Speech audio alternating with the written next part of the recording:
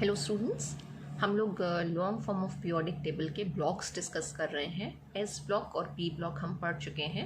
अब जो लास्ट दो ब्लॉक्स रह गए हैं वो हैं डी और एफ ब्लॉक, जो यूनिट नंबर 8 में एक साथ दे रखे हैं और नाम है इस यूनिट का D and F block elements. तो हम वन बाय वन डिस्कस करेंगे। मीन्स पहले हम डी ब्लॉक एलिमेंट्स पढ़ेंगे, उनकी प्रॉपर्टीज़ पढ़ेंगे और उसके बाद हम एफ ब्लॉक एलिमेंट्स पढ़ेंगे। इस चैप्टर में डी ब्लॉक के दो एलिमेंट्स Mn यानी कि मैग्नीज और Cr यानी कि क्रोमियम के दो कंपाउंड्स भी दे रखे हैं, KMnO4 और K2Cr2O7, पोटेशियम पर मैग्नेट एंड पोटेशियम डाइक्रोमेट। आपके कोर्स में है, उससे रिएक्शंस पूछी जाती हैं, प्रॉपर्टीज़ पूछी जाती हैं। तो हम लास्ट में KMnO4 और K2Cr2O7 पढ़ेंगे। हम पहले डी ब्लॉक से स्टार्ट करते हैं। डी ब्लॉक एलिमेंट्स जिनको हम ट्रांजिशन एलिमेंट्स भी कहते हैं। अब ये जो डी ब्लॉक है, अगर हम long form of periodic table की बात करें तो एस और पी के बीच में एग्जिस्ट करता है। एस ब्लॉक एलिमेंट्स जो होते हैं वो हाईली मेटालिक होते हैं, और जब हम पी ब्लॉक में जाते हैं तो जो पी ब्लॉक के एलिमेंट्स हैं वो मोस्टली नॉन मेटल्स होते हैं। तो जो डी ब्लॉक के एलिमेंट्स हैं उनकी प्रॉपर्टीज़ जो होती हैं वो इंटरमीडिएट होती हैं, यानी कि intermediate between the properties of S and P block, बीच की होती हैं। या फिर हम ये कहें कि डी ब्लॉक के एलिमेंट्स एक ट्रांजिशन या चेंज शो करते हैं from most electropositive element to least electropositive element. Properties change होती हुई जाती हैं, that is why they are called transition elements. तो अगर आपसे पूछा जाए ट्रांजिशन एलिमेंट्स क्या होते हैं, तो basically transition elements are those elements which shows a transition और change in properties from most electropositive S block elements to least electropositive or electronegative P block elements, right? अगर हम और ट्रांजिशन एलिमेंट को define करें तो हम transition element को ये भी कह सकते हैं कि a transition element is one which has incompletely filled d orbital in its ground state और एनी ऑफ द ऑक्सीडेशनल स्टेट। यानी ट्रांजिशन एलिमेंट एक ऐसा एलिमेंट होता है जिसमें जो पेनल्टीमेट सबशेल है वो क्या होगी, इनकम्प्लीट होगी, या वो डी ऑर्बिटल होती है बेसिकली, तो डी ऑर्बिटल इनकम्प्लीट होगी, चाहे वो ग्राउंड स्टेट में हो या फिर ऑक्सीडेशनल स्टेट में हो। तो उसके बेसिस पे जब भी हम बात करते हैं कि जो डी ब्लॉक के एलिमेंट्स हैं उनका जनरल इलेक्ट्रॉनिक कॉन्फ़िगरेशन क्या होगा, तो n-1 और d जो होती है उसमें कितने इलेक्ट्रॉन्स आ सकते हैं, n-1d 1 से लेके 10 तक, है ना।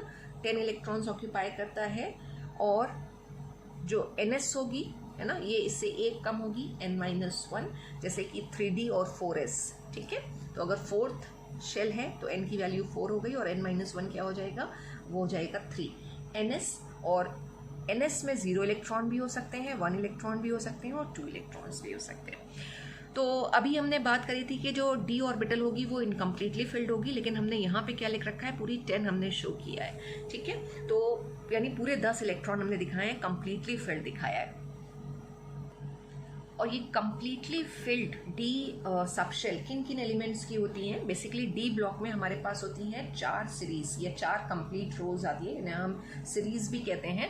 और वो सीरीज है 3D सीरीज कहलाती है, 4D सीरीज कहलाती है, 5D series and 6D series, ठीक है। और जो एलिमेंट्स 3D से अगर हम बात करें, हमारे पास जो एलिमेंट है वो है जिंक, ठीक है। और जिंक का जो इलेक्ट्रॉनिक कॉन्फ़िगरेशन आता है वो आता है 3d10 4s2। As you can see d जो है उसमें 10 इलेक्ट्रॉन आ रहे हैं, और अगर हम इसका आयन बनाएं तो जिंक हमेशा +2 आयन बनाता है, यानी +2 ऑक्सीडेशन स्टेट शो करता है। तो इस केस में क्या होगा, 3d10 हो जाएगा, ठीक है। ये 3D से हो गया। अब अगर हम 4D सीरीज की बात करें, और 4D सीरीज का जो लास्ट मेंबर है वो है कैडमियम। इसका कॉन्फ़िगरेशन क्या हो जाएगा, 4d10 हो जाएगा। अगेन जो डी है वो कम्प्लीटली फिल्ड आ रही है, और 5s2, ठीक है। और अगर हम इसके आयन की बात करें तो ये भी कैडमियम +2 डायपॉजिटिव आयन बनाता है, और 2 इलेक्ट्रॉन्स कहाँ से निकलेंगे, 5s से, तो इसका कॉन्फ़िगरेशन क्या हो जाएगा, 4d10। इसी तरह 5d में अगर हम आए तो मर्क्यूरी हमें मिलती है Hg, ठीक है। अब इसमें ये 5d सीरीज आ जाएगी, 5d10 हो जाएगा, और जो s होगी वो क्या होगी, 6s2।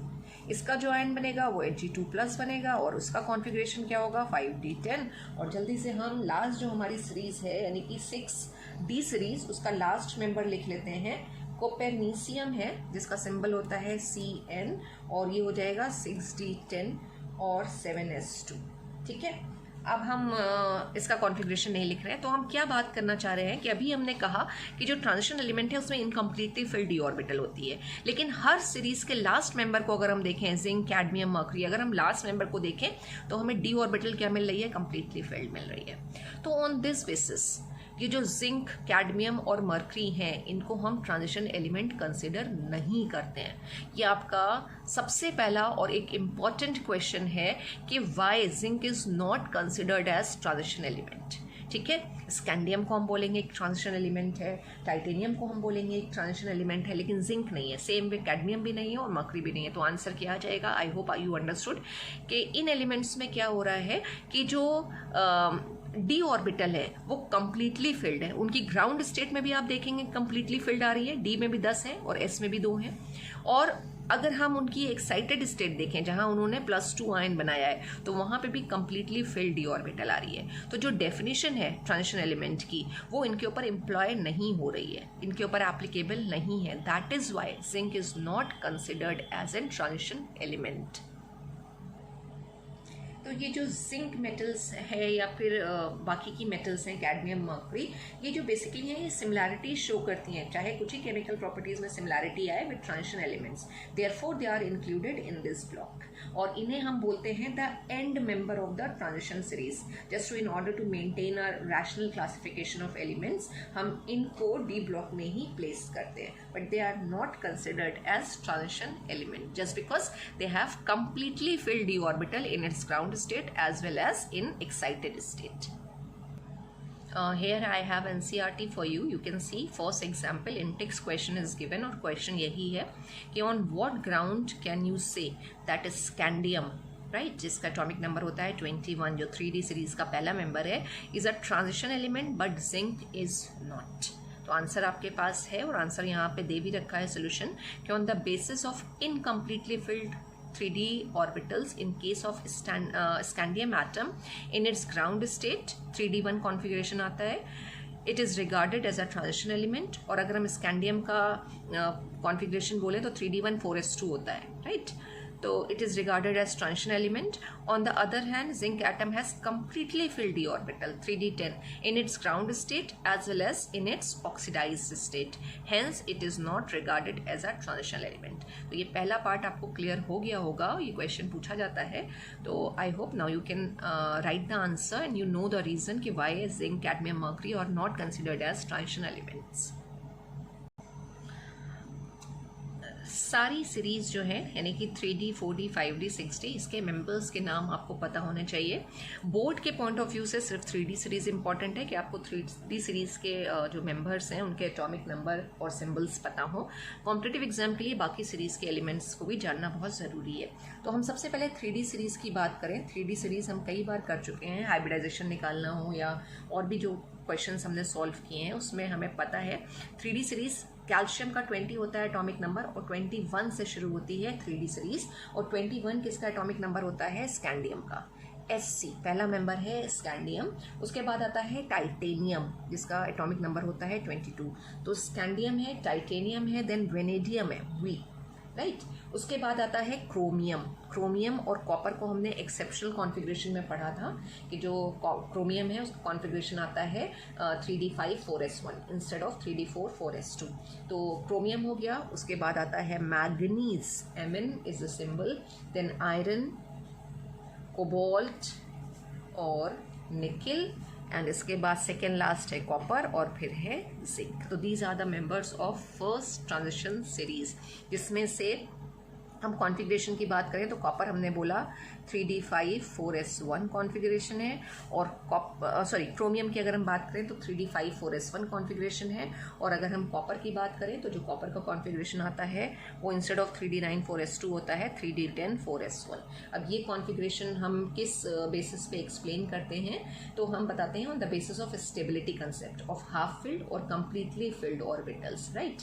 तो जो कंप्लीटली फिल्ड या हाफ फिल्ड होती हैं they are more stable, that is why instead of 3d9 4s2 हमें यहाँ कॉपर का कॉन्फ़िगरेशन देखने को मिल रहा है 3d10 और 4s1। Now let's quickly see the members of 4D series or second transition series. This series starts from yttrium, then zirconium, Zr is the symbol, zirconium, then niobium, the symbol is Nb, then comes molybdenum, Mo, then tectinum, it is Tc, then ruthenium is Ru, then rhodium is Rh, then comes palladium, Pd, second last is Ag, silver, and last अभी हमने बात करी थी cadmium आता है।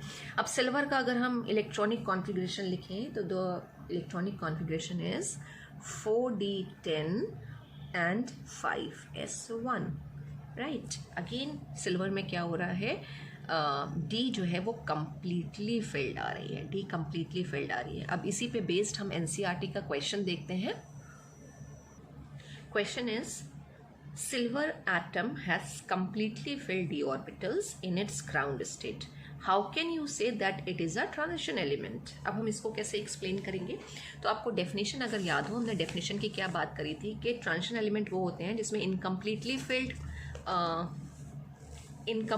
Field d orbital आ रही हो, या तो उनकी ग्राउंड स्टेट में या फिर ऑक्सीडेशन स्टेट में। और जब हम Ag की बात करते हैं तो सिल्वर जो है काफ़ी सारी ऑक्सीडेशन स्टेट शो करता है, जिसमें से स्टेबल ऑक्सीडेशन स्टेट्स होती हैं +1 +2। तो जब सिल्वर +1 ऑक्सीडेशन स्टेट शो करेगा तो इलेक्ट्रॉन कहाँ से जाएगा, 5s से, और 5s 0 हो जाएगी। और अगर +2 शो कर रहा है तो इलेक्ट्रॉन कहाँ से निकलेगा, 4d से निकलेगा, और यहाँ पे कॉन्फ़िगरेशन क्या आ जाएगा, यहाँ पे कॉन्फ़िगरेशन आ जाएगा 9। तो +2 ऑक्सीडेशन स्टेट में क्या होगा, जो 4d सबशेल होगी उसमें सिर्फ 9 इलेक्ट्रॉन्स होंगे, यानी कि वो इनकम्प्लीटली फिल्ड आएगी, therefore it is regarded as transition elements, right. Further हमें डी ब्लॉक में उसकी जनरल प्रॉपर्टीज़ पढ़नी है। तो जनरल प्रॉपर्टीज़ पहले फिजिकल स्टेट से ही स्टार्ट होती है। तो हम बात करें तो जो डी ब्लॉक के एलिमेंट्स हैं वो क्या होते हैं, टिपिकल मेटल्स होते हैं, यानी सारी की सारी जो प्रॉपर्टीज शो करेंगे वो मेटालिक प्रॉपर्टीज शो करेंगे। जैसे फॉर एग्जांपल टेंसाइल स्ट्रेंथ की बात करें तो हाई होगी, डक्टिलिटी शो करेंगे, मैलिएबिलिटी शो करेंगे, जो भी आपने मेटल्स की प्रॉपर्टी पढ़ी है ना, यानी इलेक्ट्रिकल कंडक्टिविटी आएगी, मेटालिक क्लस्टर आएगा। लेकिन एक्सेप्शंस होंगे यहाँ पे जिंक, कैडमियम और मर्क्यूरी, ठीक है, इनका बहुत ज़्यादा ये प्रॉपर्टीज़ इनके साथ मैच नहीं करती। और रीज़न क्या है, वो वही कि जो उनकी पेनल्टीमेट ऑर्बिटल है और लास्ट ऑर्बिटल है वो कम्प्लीटली फिल्ड आती है। तो वो एक्सेप्ट जिंक, कैडमियम और मर्क्यूरी जो लास्ट मेंबर हैं सीरीज़ के, दे आर, जो हमारे डी ब्लॉक एलिमेंट्स होते हैं, they are very hard and they are less volatile in nature, यानी आसानी से वो वेपर फॉर्म में नहीं जाएंगे। ऑफ कोर्स मेटल से तो वेपराइज नहीं होते हैं या लो वोलेटाइल नेचर शो करते हैं।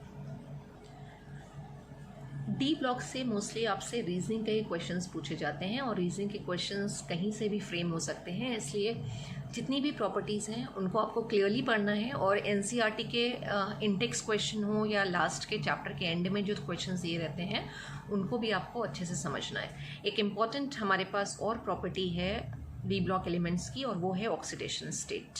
क्या होती हैं इसकी डिटेल में हम नहीं जाएंगे। हम देखते हैं कि जो मेंबर्स हैं स्कैंडियम, टाइटेनियम, वेनेडियम, क्रोमियम, यानी 3D सीरीज़ के जो मेंबर्स हैं उनको हमने यहाँ पे लिस्ट कर लिया। अब हम इनका ऑक्सीडेशन स्टेट लिखेंगे। ऑक्सीडेशन स्टेट हम बोलते हैं कि कंबाइंड फॉर्म में क्या चार्ज आ रहा है उस मेटल के ऊपर या फिर उस एलिमेंट के ऊपर। तो जो स्कैंडियम है, स्कैंडियम का एटॉमिक नंबर होता है 21, राइट। तो जो इसका कॉन्फ़िगरेशन आता है, 18 इलेक्ट्रॉन निकाल दें तो 3 इलेक्ट्रॉन्स हमारे पास रह जाएंगे। कॉन्फ़िगरेशन होगा हमारा यहाँ पे 3d1 4s2। तो बेसिकली क्या होता है, स्कैंडियम +3 की ऑक्सीडेशन स्टेट शो करता है। 2 इलेक्ट्रॉन 4s से और 1 इलेक्ट्रॉन 3d से निकलता है, तो स्कैंडियम की +3 ऑक्सीडेशन स्टेट आती है। टाइटेनियम +2, +3 और +4, ये तीनों ऑक्सीडेशन स्टेट शो करता है। वेनेडियम +2 से लेके और +5 तक शो करेगा।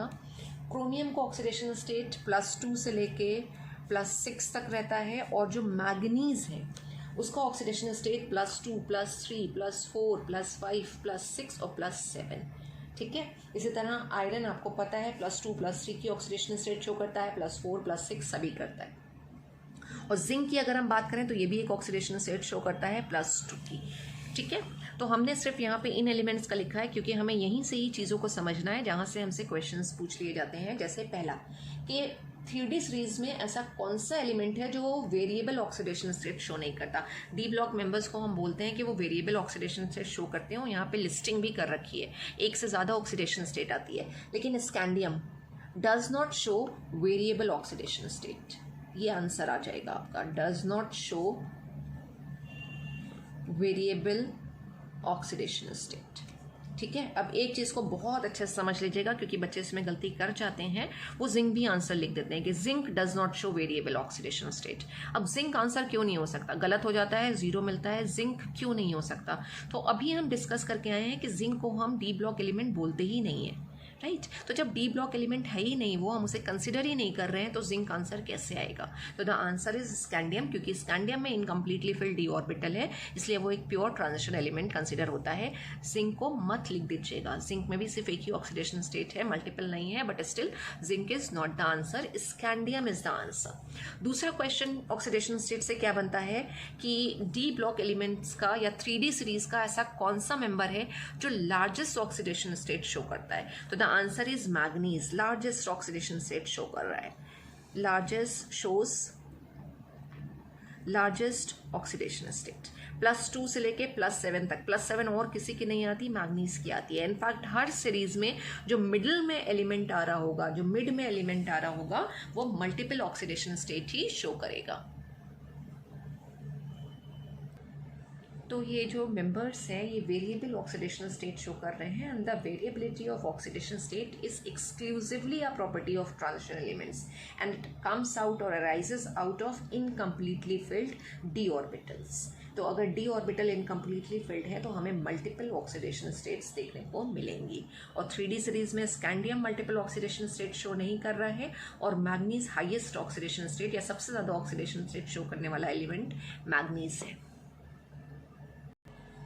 आज की क्लास के लिए एक लास्ट प्रॉपर्टी हम और डिस्कस कर लेते हैं, melting point and boiling point. जो ट्रांजिशन मेटल्स हैं, तो ये मेटल्स बोल रहे हैं, इसलिए उनके मेल्टिंग पॉइंट्स और बॉइलिंग पॉइंट्स कैसे होने चाहिए, हाई होने चाहिए। अब ये जो हाई मेल्टिंग पॉइंट और बॉइलिंग पॉइंट है, हम किस बेसिस पे बताते हैं, नंबर ऑफ अनपेयर्ड इलेक्ट्रॉन के बेसिस पे बताते हैं। जैसे जैसे नंबर ऑफ अनपेयर्ड इलेक्ट्रॉन्स बढ़ते जाएंगे, वैसे वैसे मेल्टिंग पॉइंट और बॉइलिंग पॉइंट बढ़ता जाएगा।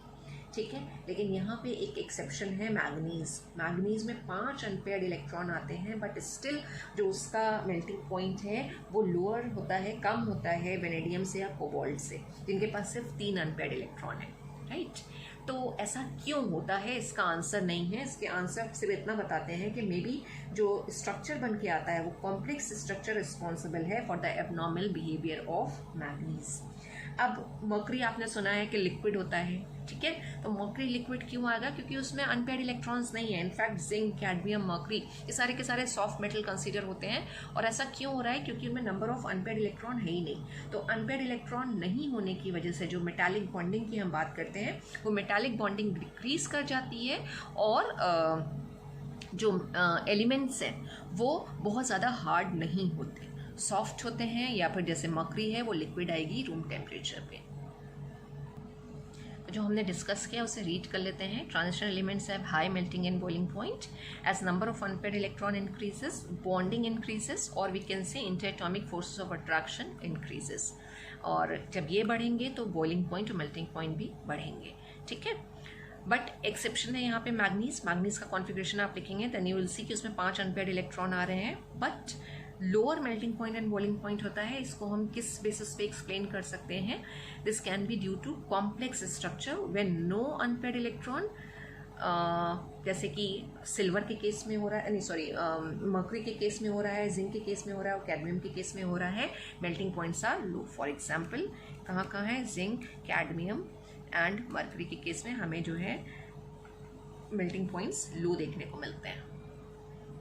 2 इम्पॉर्टेंट प्रॉपर्टीज़ और हैं, एक है हीट ऑफ एटमाइजेशन और है दूसरी इलेक्ट्रोड पोटेंशियल, जिससे भी आपके रीजनिंग के क्वेश्चंस बनते हैं, जिनको हम नेक्स्ट क्लास में डिस्कस करेंगे। Thank you so much students.